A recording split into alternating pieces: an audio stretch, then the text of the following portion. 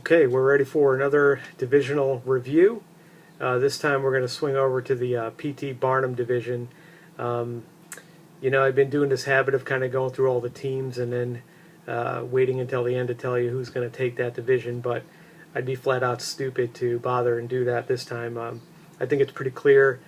Sir Doug and the Gold Miners, they're going to be basically killing time until the playoffs come around. He's got all the pieces and more to dominate that division. So I'm going to go through some of his key personnel, and I defy anyone to give me a well-supported, credible reason not to pick this man and his team. Here we go. Cam Newton, he's got a QB. Not much depth after that, though he does have Brian Hoyer. I know there's all that talk about Manziel, and he's going to be playing this season. Maybe they will because of the excitement factor and tickets and all that. But I actually think Hoyer could do a very credible job in that position. He showed he already can. No reason to believe he can't pick up where he left off. He's got, at running back, probably one of his weakest areas. He's only got Lamar Miller and then Ahmad Bradshaw. These are two guys who really have not done much as running backs and probably are not going to, they'll continue to not do so well. That's an area I would definitely be addressing if I was Sir Doug during the draft. After that, we're looking at what could be probably hands down the best wide receiving core we've got in WHIFFL. You're talking about A.J. Green, Des Bryant, Deshaun Jackson, and Antonio Brown. I mean, that's four guys. They're all producers. They've all been proven producers, and they're rarely dealing with severe injuries. So, that's a great coup right there. That's followed up by having Cameron and Graham as tight ends with Ladarius Green out of not Green Bay, San Diego, as a real possible legitimate starter this season if Gates loses a step. That's three really good, two really proven tight ends with another guy in the wings who I would, put some money on being a pretty good, credible player within the next year or two with Rivers throwing to him. He's a big guy for that security blanket at TE. So you got to like what you see from the wide receivers and the quarterback, not so much from the running backs. When we jump over to DTs, he's got Bakers from St. Louis and not really anyone else after that. The way St. Louis has built up that D, this could be great for Bakers. It could be even more of a feeding frenzy for him and company. He might see a small decline, but either way, you're talking opportunities. There's just four guys who can get after that quarterback in the front line. It's ridiculous. So he only needs a player, any old player, to plug in at DT after him, and he should be fine. His defensive ends, Kalis Campbell, Jarrell Casey. He's got, and then there's Jason Hatcher. So I would say Calais Campbell, obviously, and Jarrell Casey, they are some pretty good DEs to have. They'll definitely be okay, not going to hurt the team. We'll even put in some positive performances. And then Jason Hatcher, yeah, he had a great season last season. I think he had 11 sacks, but I see that as a drop-off. It was an aberration. He's never really done that before. Plus, he's moved over to Washington. I'm always leery when guys, they're older. He's 31. They move to a new team. They're expected to produce. Very rarely do they ever deliver on that promise, so we'll see. At the linebacker spot, Lofton, Wheeler, Wagner, and then Willis. That forms a really solid 1, 2, 3, 4 to put out there every week. The weak link could be Wheeler. He was surprisingly not surprising. He was disappointing in Miami. I wasn't surprised. I knew in Oakland he just really benefited from opportunity because they had such a weak line. He looked like he was great because the running back kept getting through the front four to him.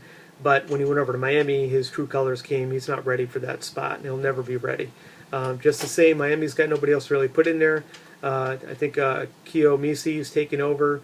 We'll have to see how long that lasts. But Wheeler, he's the weak link. After that, though, there's three really solid guys at the linebacker spot, and he's only going to add one more, and he's good to go. The DBs, okay. I like Boykin. I like Sherman, of course. And then DJ Hayden, the rookie, he didn't do much last year. He was injured. He should come back in Oakland this year, and he'll be picked on like any other one else who's new to the league. So that's promising for Sir Doug and the Miners. Bottom line, this is the PT Barnum division, and so you've obviously got to have a ringmaster, and that is going to be Sir Doug, hands down this year. So if we have a ringmaster, and we're talking about a circus, someone's got to bring in the clowns, and I'm going to do that. Let's talk about Reggie and team number 13. Now, Reggie, I love you, buddy. You've been in my leagues forever. You're very low maintenance, which is fantastic. And on the other hand, it'd be nice if you were a little bit more involved. But when I look at your team, I definitely see some pieces to build off of. You know, Flacco and Manning, wrong Manning. I mean, poor Eli. He had a terrible year last year. And there's calls about him maybe on the decline. I don't know if that's true. They're talking about the new offense this year. It's really exciting. I mean, everyone says that this time of year. It should be better for him this season. I don't know that it's going to be a ton better, but not bad. It's not going to matter. You're going to be starting Flacco probably most of the time anyway. Flacco has never really lived up to his sort of draft spot when Baltimore picked him, and outside of that one Super Bowl, which was really done by that defensive squad, he has not done the job, at least not the expected job. But fantasy-wise, he's serviceable. He's an above-average guy, and I think he'll do okay for you each week with a couple of clunkers in there. When it comes to running backs, you've got Giovanni, you have Alfred Morris. I mean, that's a great thing to be seeing on anyone's team. Those are two good, solid, hard-running guys. That's definitely something you should be excited about, so no worry there. Your wide receiver, Justin Hunter and Jennings, those are probably the best two you have. Justin Hunter looks like he's on the way up. He's really got to still learn the game more, but he's clearly got the talent, and he should be a positive for you. Greg Jennings on the decline. Not anyone really out there in Minnesota throw to him anyway. Or not Minnesota. I'm forgetting where he's going. No, he is in Minnesota. Sorry. And he's gonna have an occasional good week, but not much. You really got to work on improving that wide receiving group. Tight end Jordan Reed. Love Jordan Reed. I got him over in WHIFFL 2. He's definitely going to be a great scoring player out in Washington. I know they keep talking about all the weapons they've got out there. But I think he fits in really, really well, and just on catches alone, he's going to be producing for you. When we get to the DTs, you have Tommy Kelly. He's coming back from injury. Very solid player, like him a lot. Unfortunately, he's 33. 33 is not an age to be trying to improve yourself as a player on the DT side. You could see him maybe match what he's done in the past. Most likely, he's going to underperform a little bit. You've got nobody else after that. Got to work in that spot. Linebackers. Levante David is by far your best player. Beason had a nice comeback for you mid-season after you and I made that trade. He did real well. He's probably going to do okay again out there because there isn't a lot going on in New York. They've got almost no one on that linebacking core to put out there. So Beason gets a plug-in and he gets the numbers, which is good for you. After that, it's a cliff. Everything else is just mediocre at best. So linebackers in need. Cornerbacks and safety. Not a single star in that squad between either side. I would say that Robert McClain and Stephen Gilmore, those look like they could be real soon. They could be productive players for you. On the other hand, they may not be. But I would say all signs point to them definitely moving in the right direction for you. And then Antoine Bethea, he seems like he's been around forever. He's been very productive as safety. You've got no one after that. So, Reggie, got some pieces. If you can really study up and have a great draft or make some really key trades or a couple of good pickups, you can make this team a little bit of a threat in the division.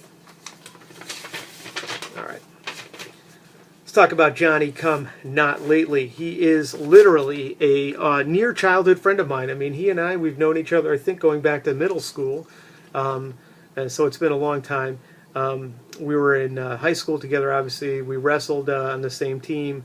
Good guy. And we're going to go over his team with the same sort of meticulous process I've been doing for everyone. Sorry, John. As much as I like you, buddy, I gotta give the truth here. So this team is at one point looked like it was turning the corner. I think it took a nosedive last year. And I think unless something really incredible happens this year, you're looking at another sort of mediocre run. Bradford could be having a better year this year. Everyone's calling it his make-or-break year. He's got all these pieces to play with now. That defense is going to be ridiculous. I think Bradford is going to be fine. I think he'll do okay for you. Ponder, not impressed by that guy.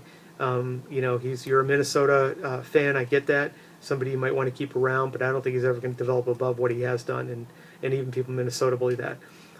E.J. Manuel, I've said this on almost every single, I think on every video I've already done. You don't know what he's going to get out of this guy. You kind of root for him. He's a runner. He's athletic. You want him to do well. Do well out in Buffalo. Have to see if he can do it. I wasn't sold last season. He only had flashes at best, and before he got injured. Running backs, you dropped a mighty $85 million, which is, hey, hats off to you, on two players, Frank Gore and Steven Jackson. And in each case, I don't disagree with that decision. You had the money to burn, so it wasn't a big deal. And Gore, if he had clicked, would have been a great producer for you. And Steven Jackson, with him going to Atlanta, everybody said he was going to be, back to the old Steven Jackson and really racking up the TDs. Both guys have not done that. They look older and less productive than ever. And San Francisco is looking for anybody almost but him to become the new lead back. So not great there. And then Daniel Thomas is your next guy, and I got to give that a meh. That's the best I can say for him. Your receivers, Tavon Austin and Jones and Kenny Stills. Kenny Stills, he's a young guy. You and I made that deal too. I do think he's going to turn into something decent out there in New Orleans. He's still got to learn. Developmental prospect with a lot of upside. Marvin Jones out in Cincinnati, he turned into quite a little prize. I'm very happy to have him over in WHIFFL too on my other team. And then Tavon Austin, he's a tremendous specimen, and he'll do just fine out in Minnesota. But then you get sort of a wall.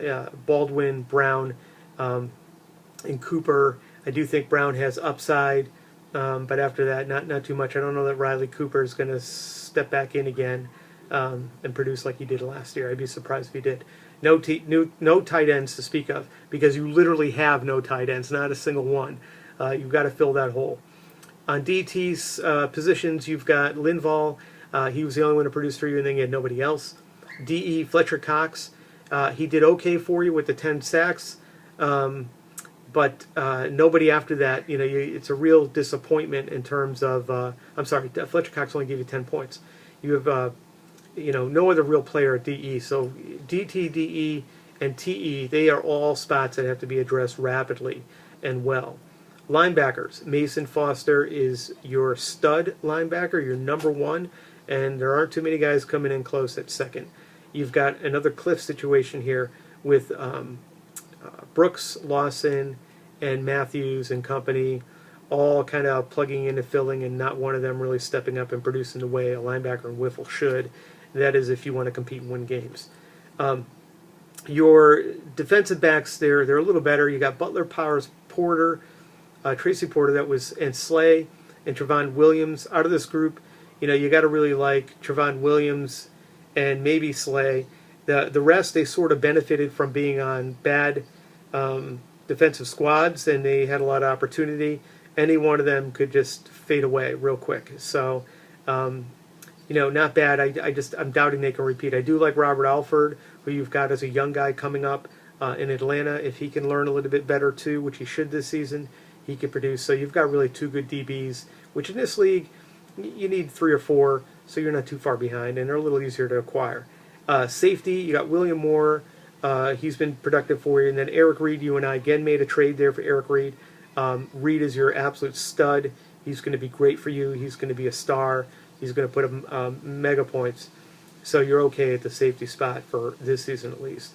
So, sorry, Johnny, buddy. I love you, but you got at least, several holes you got to fill here before you can turn this team around. You might want to consider stocking up on those picks during a draft if you can really feel confident about who you pick. Otherwise, every pick has got to count. And we arrive now, finally, to another person I know really well, who I've literally known since I was a baby. He is my cousin, Nick. Nick is the owner of Wraith.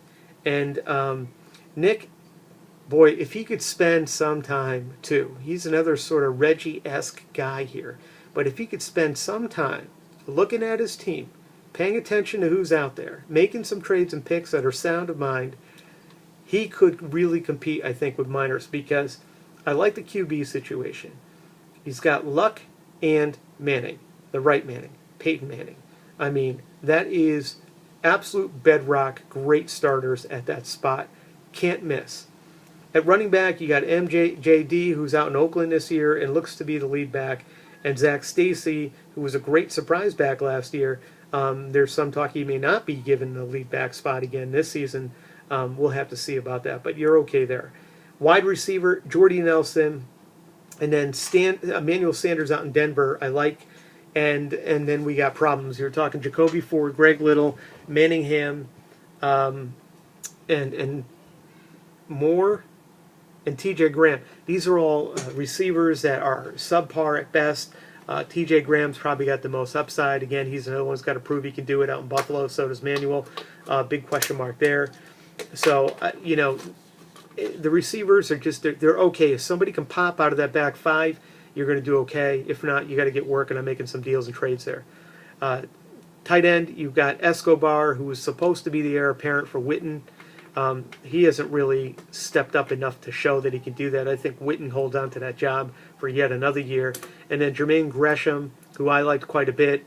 I do have him on my other team, I think. And he had his opportunities over and over and over in Cincinnati.